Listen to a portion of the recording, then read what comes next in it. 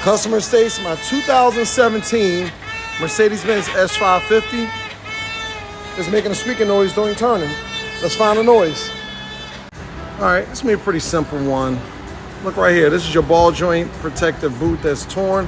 You can see all the rust in there. So when you're turning, that's the squeaking sound that we're hearing.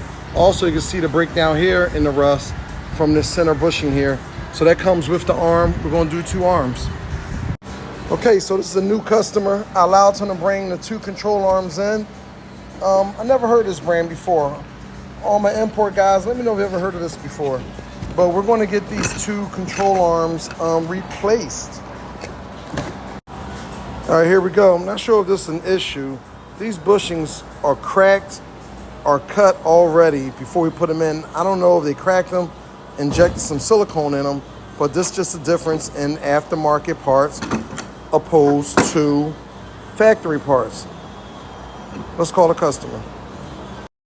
So here's the old control arm out of the car. You can see all the rust. You come over here, I talked to my customer, and we made the correct decision together.